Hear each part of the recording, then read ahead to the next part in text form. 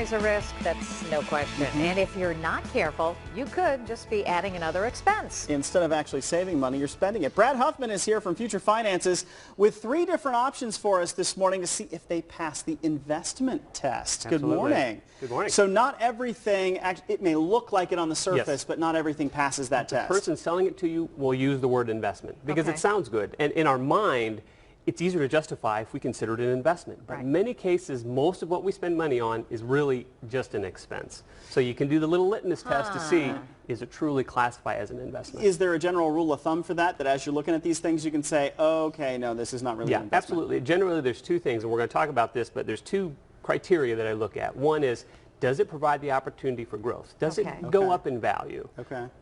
Or does it also provide income? So if it can do one or both of those things, then we can call it an investment. But some things may do part of it, but I still don't know if I would They call don't it an do investment. both. All right, come on Exactly. over here because we've got a couple of examples. And honestly, I don't know about you, but I was surprised by a couple of these. I am too. We were talking about this yesterday, timeshares, where Timeshares. you're investing Yes. in time at a condo Exactly. somewhere or Exactly. a hotel room somewhere. Exactly. Anybody who has ever gone through a timeshare presentation either doesn't want to do it again or now owns a timeshare. So it's very popular. Many people have them, but does it really pass that litmus test as an investment? Well, let's think about it. One, does it produce any income? No, not really, because you're paying for it. Right. Now, maybe you can find someone to use your timeshare and you can exploit them, but that's somewhat rare. But the argument is also that you're saving lots of money by Exactly. already having a place to go stay. It's like coupons, basically. Okay. All Are right. coupons an investment? No, they're going to help save you money, which is not a bad thing. But they're also, it's not going to grow in value. There is a secondary market of sorts, but selling a used timeshare is very difficult. So I would say, by all accounts,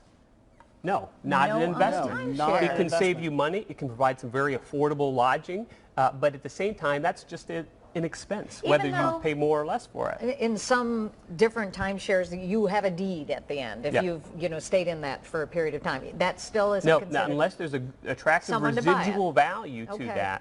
There really isn't. Now, can't say everyone doesn't work out. 'Cause they but may for be the most different. time they don't. But most time it's going to be an expense. Again, it's not a bad thing necessarily. If it fits your lifestyle, you can save a lot of money doing On this. vacation, sure. But at the same time, it's not what I would consider a wealth creation tool. Gotcha. Okay, Okay, now, interesting. come on, we invest in houses. Absolutely. And we have a deed at the end. Absolutely. And a home, by all accounts, is an asset we would expect would appreciate. And in many cases they do. Obviously, we have the housing slump, which is taken away.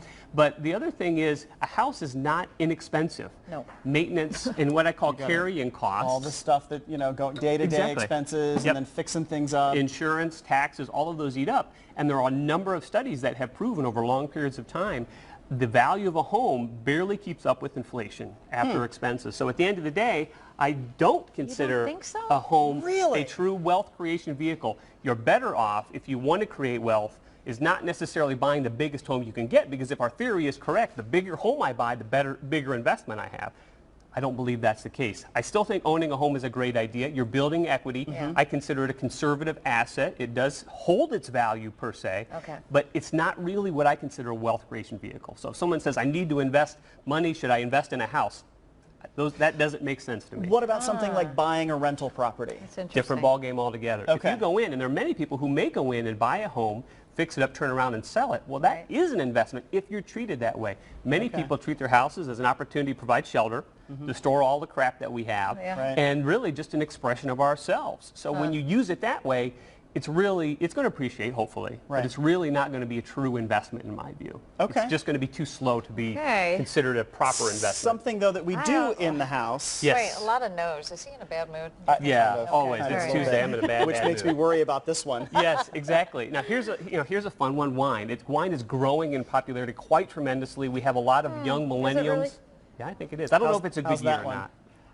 Smells lovely. Yeah, well, it's Oh, good that's bouquet. nice. Yes. But can wine be an investment? And believe it or not, it can be. Really? It is. In fact, there are investment pools out there that invest in nothing but wine. Now, this is not in a collectible rare wine because it's been open one, which is a big no-no. And they didn't take the foil off. They didn't when take the foil off, but it's like ruined it. any collectible, whether you're talking baseball cards, artwork, if it's done properly, can grow in value, can provide true capital appreciation. So again, if it's done properly, now with wine you have some nuances as far as storage and things like that, but it truly can be investment if it's done properly. Now, I don't Yes, recommend. and only if you're willing to sell it. Exactly. Yes. If you're going to drink it in 10 years, then it's just an expense, a very Right. expensive drink, probably. That's a long time. But for the most part, it can be an investment if it's done properly. Again, what you're buying at the grocery store for Friday night dinner is not an investment. That is an expense. But if you're with the right, right group of people, the right type of wine, again, there's investment pools that prove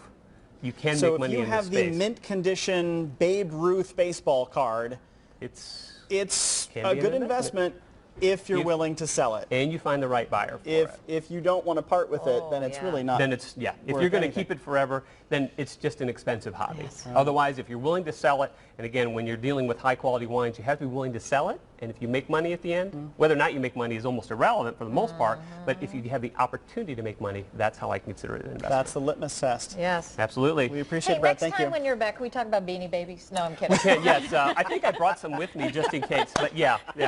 There's for a time, you could consider it an investment if you were in and out quick enough. If you still have them dusty in the attic, not so much. Not good. So, I don't know who would ever do that. Yeah. That would be crazy, wouldn't of course, yeah. Thanks, Brad. What? Anyway, that little money I could have had back on Beanie Babies. Yeah. Could have paid for a couple of kids worth of college. A lot of joy there. All right, it's a Let Dana Do It morning. That's right. Dana is out. He has a hammer. He has some power tools.